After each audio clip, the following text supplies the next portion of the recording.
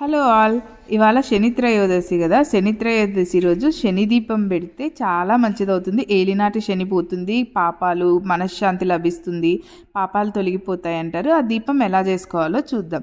ఇలా నల్ల క్లాత్లో చిన్నవి క్లాతులు దొరుకుతాయండి. నల్లది ఏ క్లాత్లో అయినా చుట్టచ్చు. మనము నల్ల క్లాత్లో కొన్ని నల్ల నువ్వులు వేసేసి ఇలా దారంతో టై చేసేసుకోవాలన్నమాట. దీన్నే శని దీపాలు అని చెప్పేసి అంటారు. సో ఈ దీపాన్ని మనం నువ్వుల నూనెతో పెడితే మంచిది. నువ్వుల నూనె దొరకకపోతే ఆవ నూనెతో అయినా పెట్టచ్చు.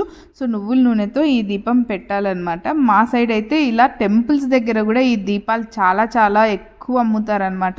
ప్రతి శనివారం కూడా ఈ దీపాలు పెడుతూనే ఉంటారు శనీశ్వరుడి ముందు. ఇలా ఒక మండపం కూడా ఉంటుంది ఈ దీపాలు పెట్టడానికి. అందరూ తెచ్చి అక్కడ వేసేసి వెళ్తూ ఉంటారు. నేనైతే దీపాలు తీసుకెళ్ళాను కాబట్టి సపరేట్గా దీపాలంకరణ చేసి దీపాలు పెట్టాను అనమాట.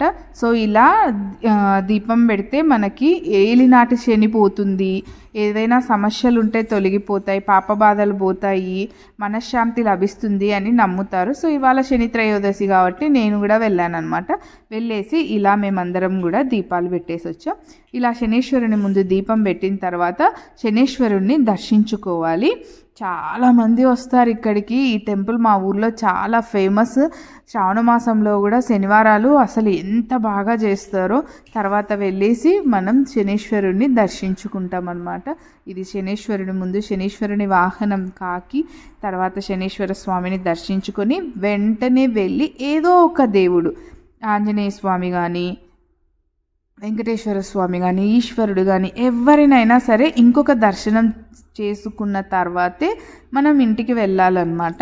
సో అన్నీ అయిపోయి హ్యాపీగా గుళ్ళో ప్రసాదం, ఎందుకో మనం ఇంట్లో చేసుకుంటే అంత టేస్ట్ అనిపించదు, కానీ అదే దేవుడి కోసం చేస్తే మాత్రం ప్రసాదం చాలా బాగుంటుంది. త్రయోదశి రోజు కుదరకపోయినా ఏదైనా శనివారం పూట కూడా చేయొచ్చు అనమాట. శనీశ్వర స్వామి దేవాలయం లేకపోతే శివాలయంలో ఆంజనేయ స్వామి ముందర కూడా పెట్టచ్చు. Please like and subscribe our